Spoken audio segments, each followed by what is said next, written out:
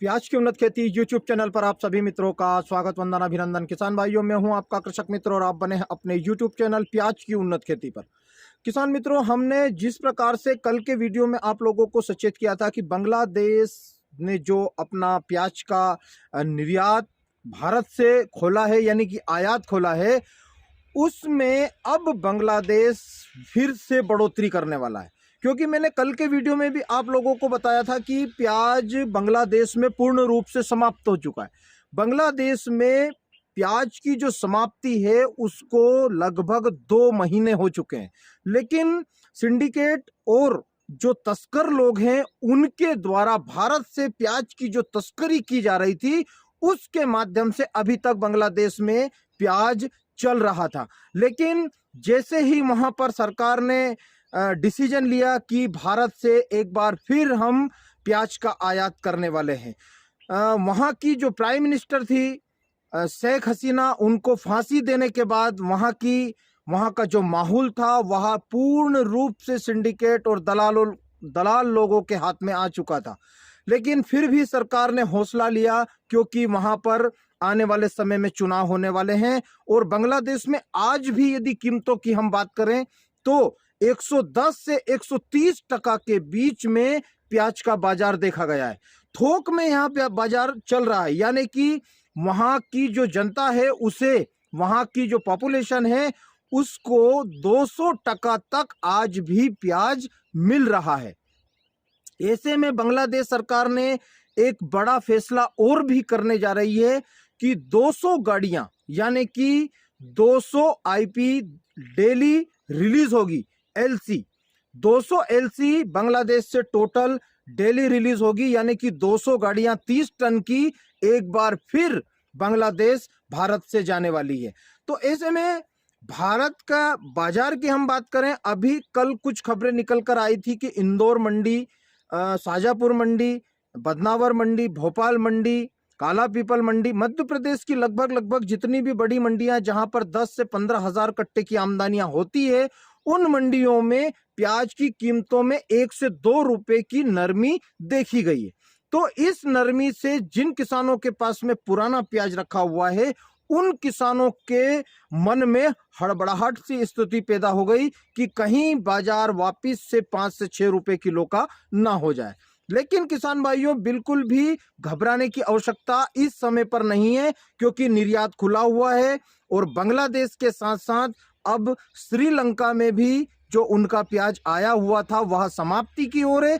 किसी भी समय बांग्लादेश के साथ साथ श्रीलंका भी प्याज के आयात की अनुमति 15 दिसंबर के बाद दे सकता है।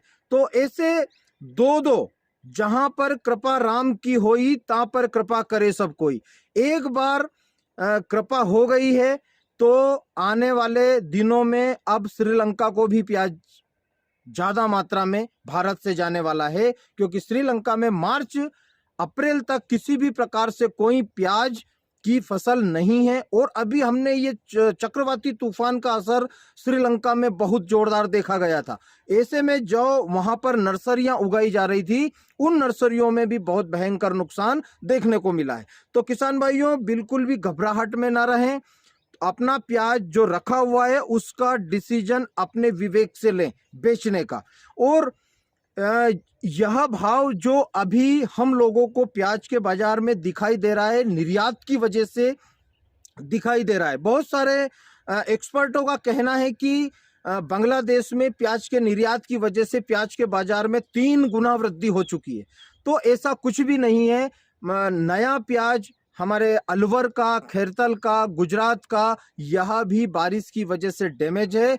तो किसी भी प्रकार से यदि बांग्लादेश प्याज का आयात नहीं भी करता तो भी भारत में दिसंबर 15 के बाद धीरे धीरे प्याज के बाजारों में सुधार हम लोगों को दिखाई देता। लेकिन कहते हैं ना कि जहां पर एक बार कृपा हो गई, समझ लो वह कृपा बढ़ती जाती है। तो ऐसा ही देखने को मिला है प्याज के बाजार में। और आने वाले दिनों में बहुत सारे किसानों के प्रश्न रहेंगे कि आने वाले दिनों में क्या प्याज के बाजार में एक बार फिर अच्छा उछाल देखने को मिलेगा। मैंने अपने कम से कम 50 वीडियो में यही कहा था कि इस बार जर्नी लंबी होने वाली है। जर्नी लंबी भी हुई और आज जिन किसान मित्रों के पास में प्याज रखा हुआ है, चाहे बहुत सारे किसानों ने बेच दिया, लेकिन लाल प्याज की जो बोनी जिन किसानों ने मध्य प्रदेश, गुजरात, महाराष्ट्र, लगभग 3 राज्यों में जो बोनी हुई है, उन किसानों को उत्पादन तो नहीं मिलेगा, लेकिन प्याज के बाजार एक बार फिर अच्छे दिखाई दे सकते हैं।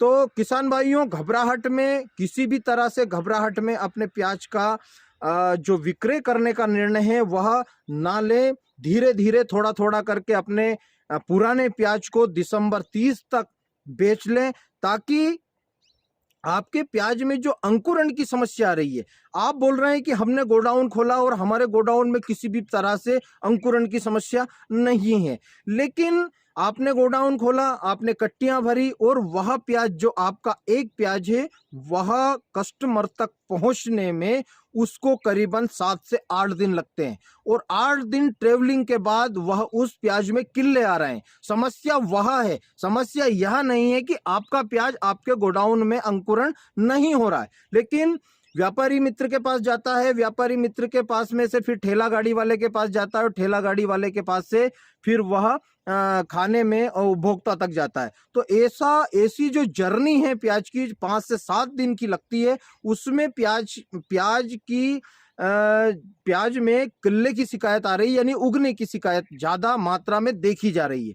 इस वजह से यह जो बाजार है 1 से 2 रुपए का हम लोगों को नरम होता हुआ दिखा है। तो किसान भाइयों, नए प्याज के किसान जल्दबाजी ना करें, थोड़ा थोड़ा यदि आपका प्याज आ गया है तो उसकी क्वालिटी बनाएं, और क्वालिटी बनाने के बाद में उसको थोड़ा थोड़ा मंडियों में ले जाएं। किसी भी प्रकार से 15 फरवरी तक घबराने की आवश्यकता नहीं है, क्योंकि बांग्लादेश में अभी 1.5 महीना कहीं से भी प्याज नया नहीं आने वाला है। बांग्लादेश में बहुत सारी रिपोर्टें निकलकर सामने आ रही थी कि बांग्लादेश में प्याज शुरुआत हो जाएगी, दिसंबर में शुरुआत हो जाएगी, लेकिन बांग्लादेश का माहौल और हमारे इंडिया का जो वातावरण है लगभग सेम है, एक जैसा है। तो ऐसे में जो ठंड के सीजन में जो प्याज आती है उसमें पकने में समय लगता है, जो अक्टूबर में बोनी हुई है उसको पकने में समय लगता है, और वह 15 जनवरी के पहले कहीं से भी